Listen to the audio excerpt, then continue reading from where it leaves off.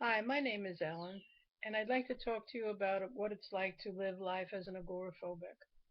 I've decided to make a few videos here based on my life, and in this first video, I would like to describe a little bit about who I am, give some background, and say a little bit about what agoraphobia is. Please be advised that what I'm saying here is not meant to have you change your life in any way. Uh, I'm just offering information about things that have helped me to cope with it over the many decades that I have been challenged with it. Agoraphobia is basically an anxiety disorder in which you fear and then usually avoid places that create severe anxiety reactions, panic, um, or that even just make you feel trapped and maybe helpless. Eventually, you may start to avoid those places because you don't want to feel that way. You're trying to avoid the feeling.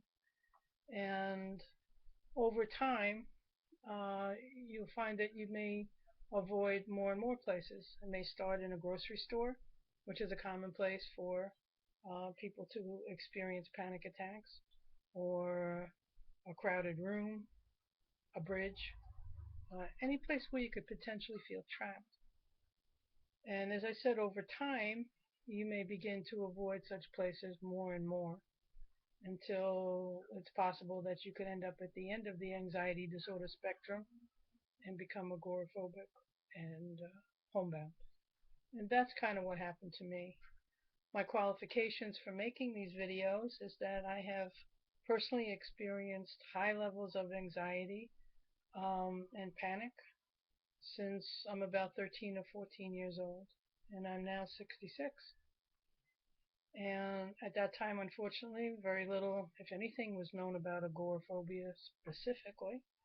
And I went over 20, 25 years even undiagnosed. So there was a lot of conditioning in there, which is a very difficult thing to break. I've tried everything. I mean, I've been on medications. I've tried all kinds of therapies, cognitive therapy, supportive therapy, systematic desensitization. And at various times, I have been out to various degrees, but nothing really stuck. I always ended up back homebound. A large contributing factor to that probably was um, the degree to which I had various traumas and losses in my life, which can be very contributory to um, creating the fear that can keep one in the house. What I did eventually was make peace with the fact that I have this condition and try to um, do a lot of workarounds to just live with my life. I can say that today, at age 66, I am living and have lived uh, a very productive and active life. Most people say that I have a more active life than they do. Um, I've just found a different way to do it. As I said, I have been out. I went got myself to college. I was working full time for a long time. Unfortunately, back then, what I found that worked for me for probably 17 or 18 years was abusing alcohol. And while I may not have been physically addicted to the alcohol, I certainly was psychologically addicted. Fortunately, when I moved to Florida in 1981 from New York City, a short time after, maybe just 2 years later, I managed to give up the alcohol, and I have been alcohol free ever since. Um, some agoraphobics are socially phobic, some are not. Unfortunately for me, I am, so it's very hard for me to have people come in as well as it is difficult for me to go out, so that limits my world even more. There are many degrees of agoraphobia. Some people are more functional than others, and I was at one time still considered agoraphobic, but I could go to certain places. I could go to this store, but not that store. Uh, The last thing for me to go, unfortunately, was my driving. For example, I could drive to the grocery store, but I couldn't actually go in the grocery store at the end. Um, so eventually I became totally homebound. And then, as I said, I tried different therapies and techniques, and I'd get out, and they may work for a short period of time, and then something would happen, and I'd find myself back in again.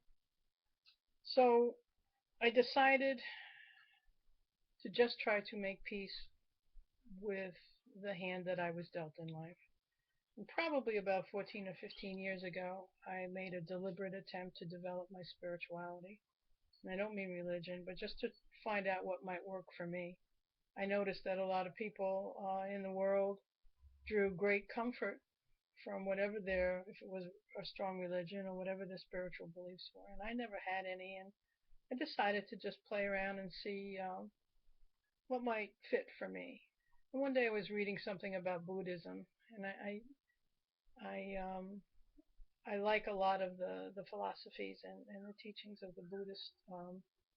It's not really religion, the Buddhist way of thinking. And what I discovered while I was doing that was that um, what was most important in life, especially to me, was who I was inside. It wasn't where I could go or what I could do. I know society defines a person's value and probably their degree of normalcy by what they achieve, and again, where they could go, what they could do, what they have. And I came to realize bit by bit that really what was important in this lifetime for me was the human being that I was. So I decided on a very deliberate basis to develop myself from the inside out. And in so doing, I realized that I could become be a complete and whole human being if I never left my chair. And so if that be true, then I didn't any longer need to put such a high price on getting to the grocery store. How important was it? That was society's definition. It no longer became mine. And from that moment on, my life changed, totally changed. And I focused more on a daily basis on what would make me happy in that given day, and focus on what I thought I could do instead of what I couldn't do. For decades, I mean, my whole focus was on got to get out, got to get out. I'd get up, I'd put the key in the car, see how far it would go. Could I get around the corner? Uh, in later years, most of the time I couldn't even get around the corner, and I'd come in and I'd beat myself up. My self-esteem would plummet, and I just gave all that up. I was losing my life. Life was passing me by. I had a singular goal, which seemed to be to get around the corner, to get to the grocery store. And then finally, I was like, why am I putting all my life's energy into this? And from that point on, I started a business from home. At one time, I had a t-shirt shop when I was out there, and I brought my heat presses back to the house, and the internet came into being, and I got a computer, and I put it all together. And these days, I do a lot of custom printing, online. I have an outlet, I have websites, and I sell on eBay, things like that. I've been doing it for years, and I love it. I didn't even realize I had a creative side until I stopped that determination to just get to the grocery store, and I just lived each day doing what I wanted to do. It made such a huge difference in my life. Today, I have to say that I still am challenged with very high degrees of anxiety from time to time. I'm still homebound. I have an occasional spurt if I have a friend or someone that I really trust that comes by, and I might say to them, "Let me get in the car and take me to the corner." I mean, it never goes farther than that. But I haven't given up. That at some point maybe I'm meant to be out there again.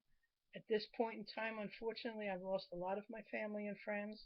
My world has been void of support, and that's very difficult to deal with, and it makes it even harder to try to expand beyond your current comfort zone without feeling like you have a netting, or someone who's got your back, or who can go out and try to attempt this with you. But slowly, I keep trying to build that up. You know, like so many other people, I partake in online discussions and try to meet people that way. And inch by inch, I am trying to meet new people, but that's a challenge too. You know, it has to be very gradual to bring in people that you think can really understand where you're at, who will work with you to do things slowly. Um, but I'm doing it. So anyway, as I said, these videos may not be for everyone. Uh, by all means, continue with whatever therapies and medications you can find. There's always new things coming out on the market, new advances, and partake in all of that. I'm particularly trying to help people who have fallen through the cracks, such as I have, that feel like they've tried everything and nothing has worked, and they're home and they don't know what to do with their life. I want to share coping skills and the workarounds that I have found to make life productive and meaningful and even fun. Um, and certainly also other people who are currently in therapy and getting treatment who may need some new ways of looking at uh, ways to deal with their current life situation. I've learned an awful lot in these years. And recently, a reporter from I'm down in Tampa Bay, Florida, from the Tampa Bay Times contacted me. So I have written a book, a memoir, called Behind These Eyes, One Agoraphobic's Journey to a Meaningful Life, which is available on Amazon and, for Nook and Kindle and all over the place. He found the book online and he asked me if I would be willing to consider doing a series of interviews about my life. And it was a little scary, but I agreed, and we finished about, I don't know, 8 interviews at this point.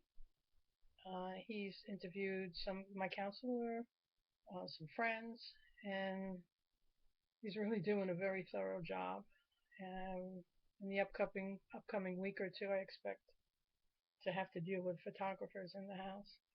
It is scary, but I'm trying to do it for a common good, hoping that someone somewhere will read the article and realize that it's okay to have this problem, and there are ways to deal with it and still have a full life. So that should be interesting to see how that turns out. Um, okay, I have a website at you can access it by either my name, those are my initials, Isaacson, ISAKSEN.com, or living with agoraphobia.com. And on the website, you can read more about myself, about the book, and I have lots of things on there. I'll keep developing it, tips and hints about how to cope. In these videos, I hope to help those who feel that they can't have any kind of a productive life see that it certainly is possible, no matter what stage they are with agoraphobia.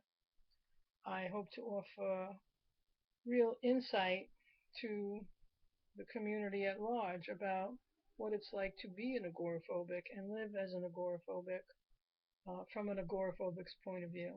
There's lots of data out there about agoraphobia, and I won't be going into that because you can read it easily, but there's not very much from an agoraphobic's point of view.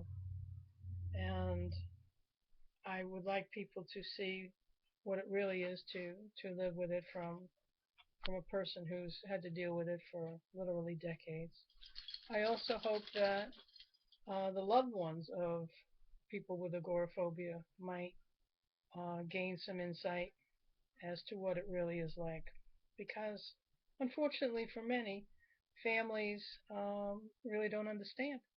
And sometimes they think that we're joking, we're kidding, we're faking. Um, because one day we can do something, another day we can't. We don't often look like we have a problem. We can be panicking, and people, they don't see it, so they don't believe it. It's a very difficult thing to have something that's not visible. It's an invisible disorder.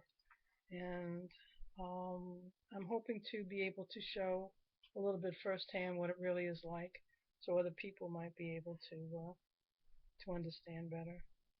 I intend to show very specific coping skills in certain situations in dealing with symptoms to help you get through certain life situations. And I offer suggested readings and just in general creative tips on how to make life easier. So, anyway, I hope you'll tune in again for part two and I will get more specific. And thanks for watching. Bye bye.